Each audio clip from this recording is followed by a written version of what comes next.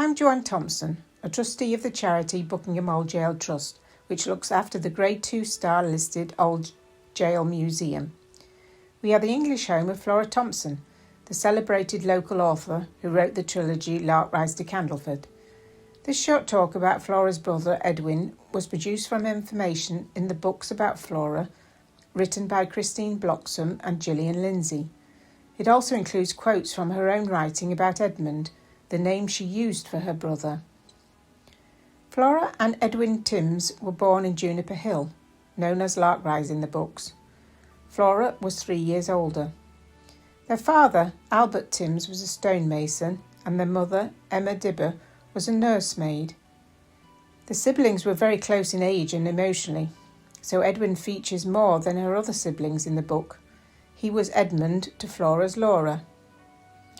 The siblings both attended the school in Candleford, known as Fordlow in the books, and walked there together.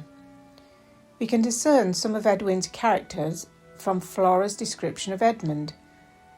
When Edmund was about to start school, Laura was afraid for him. He was such a quiet, gentle little boy, inclined to sit gazing into space, thinking his own thoughts and dreaming his own dreams.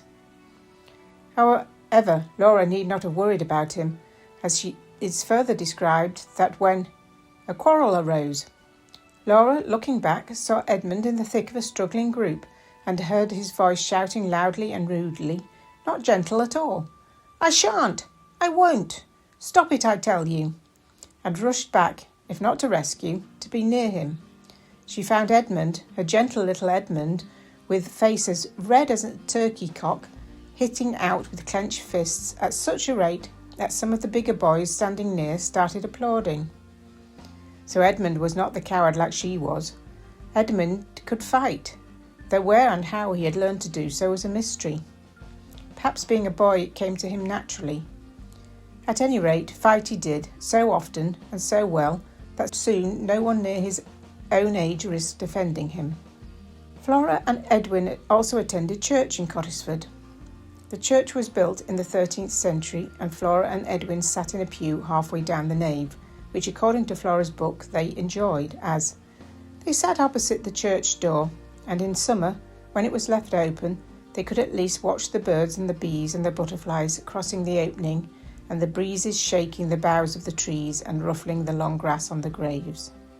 Edwin left school in 1879, aged 11. Much of what followed in his life, described as happening to Edmund, Flora writes, "Edmund did not want to be a carpenter at all, or a mason. He would not have minded being an engine driver, but what he really wanted was to travel and see the world." According to his mother, that meant being a soldier, she said, and what was a soldier when his time had expired? Regularly ruined for ordinary life, with his roving ideas, and more than likely a taste for drink. In fact, Edwin started on the land, another occupation which his mother did not approve of. Flora wrote, "Then Edmund surprised and hurt her more than he ever had done in his life before. 'What's the matter with the land?' he asked. 'Folks have got to have food and somebody's got to grow it. The work's all right too. I'd rather turn a good straight furrow any day than mess about making shavings in a carpenter's shop. If you can't be a soldier and go to India, I'll stop here and work on the land.'" His mother is described as crying, a little at that, but afterwards cheered up and said he was too young to know his own mind. Boys did sometimes have these fancies. He'd come to his senses presently. However, at the age of 19, Edward did enlist and served in the Duke of Wellington's regiment fighting in the Boer War in South Africa. His time as a prisoner is vividly described by Flora in her book Heatherly, which is the fourth book where she accounts what happened to Laura and Edmund after they left their childhood home. Quoting from the book, it says, "Once during his South African service, he was taken prisoner while scouting and carried off by a party of Boer horsemen who, at last, finding him an encumbrance, stripped him of all but trousers and shirt and abandoned him on the open veldt. They had carried him miles into wild, desolate country on which the fierce sun poured down by day and the night air chilled to the bone. One of the horsemen, as they were riding off, had turned in the saddle and flung back to Edmund his water bottle, but there was little water in it and he had no food. After many turnings and twistings, for he had little sense of direction, he did at last reach an English camp, steering by the sun by day and the stars by night. On the way he had but one adventure.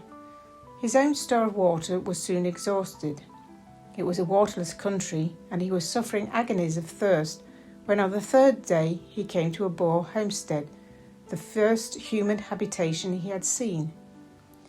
No human being or domestic animal was in sight. There was no smoke from a fire. The only window he could see was boarded over, and he thought the place was deserted.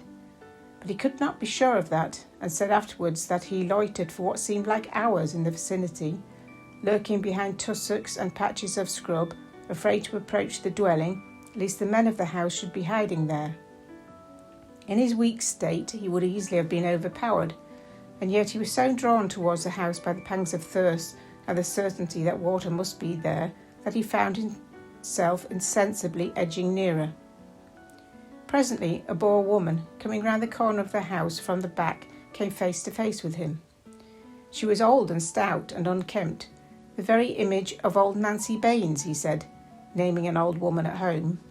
And like Nancy, she had a pleasant, good-natured expression. When she realised that the ragged, half-naked stranger was an enemy soldier, she naturally looked startled. But she did not spit on him or shout abuse, as the Boer women were said to do to their helpless and unarmed prisoners of war. And when he pointed to his baked lips and held out his water bottle, she took the bottle and filled it. Not one word passed between them, for neither knew the language of the other, but human compassion and human gratitude can be expressed without words. When Edmund, on reaching an English camp, told others of the incident, as he thought he owed his life, he was told that the woman was probably alone in the house. The Boers left their old people to shift for themselves when they flitted, and being alone, she was of course afraid to offend one who might prove troublesome. But Edmund himself did not accept that explanation. He firmly believed that the woman had acted from pure human kindness. After the Boer War, Edwin served several years in India, but left the army in 1907 and returned to working on the land. He worked on an Oxfordshire farm for 2 years, but disillusioned by the low wages, decided to emigrate to Canada in 1909. Flora and her daughter Winifred travelled by train to Ironhill and pony and trap to Juniper Hill to see him before he left England. When the 1914 war broke out, he re-enlisted. He joined the 32nd Battalion of the Canadian Expeditionary Force in Winnipeg and returned to England in 1915. He was transferred to the 2nd Eastern Ontario Battalion, and before being sent to France he was given home leave in March. However, he did not see his beloved sister, as Flora was unable to travel due to the children's whooping cough and severe winter weather. Tragedy struck only 3 weeks later, when he was killed in action on the 26th of April 1915 and buried in Wood Cemetery in Belgium. Flora was not immediately notified, but found out when one of her letters to him was returned, killed in action. Their mother never received his pension, but did receive 3 service medals and the Canadian Memorial Cross. While Cottisford Church now has a commemorative plaque dedicated to Flora, Edwin is remembered on the brass war memorial. Reading Flora Thompson's descriptions of Edmund evokes the man Edwin became and reflects their relationship, and it can be seen how autobiographical her books were. Some of Flora and Edwin's belongings can be seen in the old Gaol Museum. Thank you for listening.